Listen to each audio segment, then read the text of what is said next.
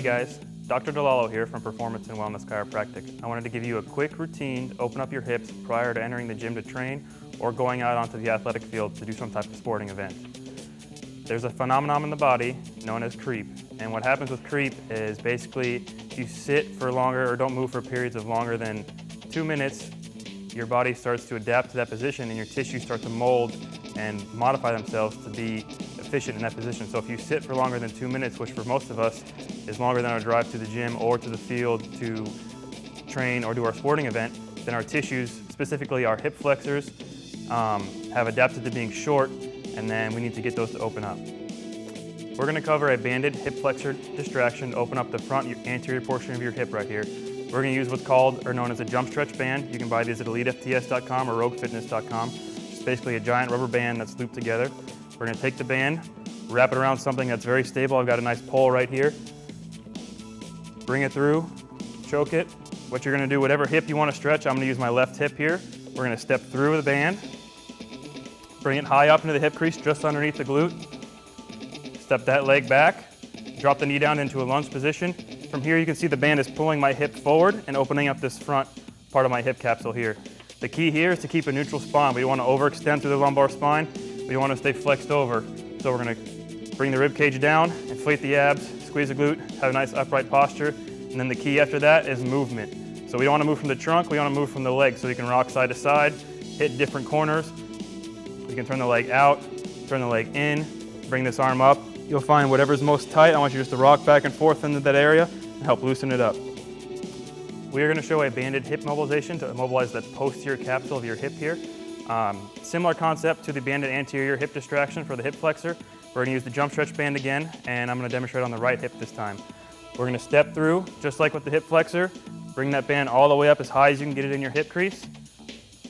This time we're going to step out laterally, drop that knee down. Both knees go down, you're going to go down on all fours. You're going to have a lot of lateral distraction pulling your femur out towards the pole here, like this, here, and then basically all you're going to do is try and set your weight straight through this femur here. So you can lift up this left leg. It should feel like an ice pick's coming straight out the back of your hip back here. And then same rules apply. Neutral spine, and you want motion. So you can rock back and forth. As such, you can turn the leg out, turn the leg in, find wherever's most tight, rock into that position, hold for a few seconds, then come back out. We are now going to demonstrate a banded stretch for your hamstrings. Similar concept, using a jump stretch band again. We're going to step through. I'm going to use my right leg on this one. Band as high up as you can get it in the hip crease. Step forward.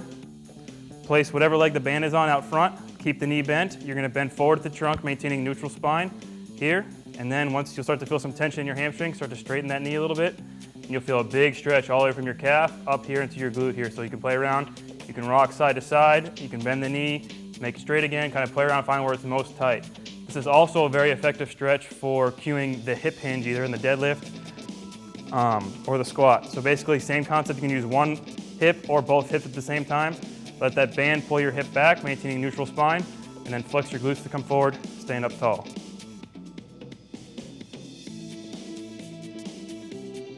We are now going to demo another banded mobilization. This time we're going to attack the groin.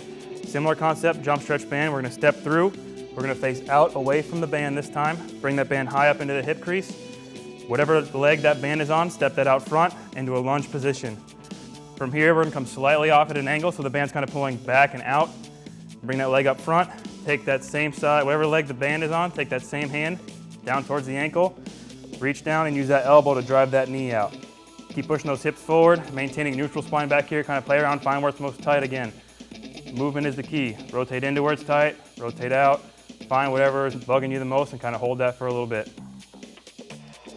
We're going to demonstrate a low back distraction and a hamstring stretch using the jump stretch bands. Same concept applies, except this time we're going to bring the knee through, the foot along the outside, and then we're going to bring the band up into the hip crease here as high as we can get it. Keep that knee bent to anchor the band, scoop back, generate a good amount of tension on the band, and then all we're going to do is just lay back. You're going to get a lot of unilateral distraction forces through the hip here and into the low back. It's a great way to relieve low back tension and low back stress.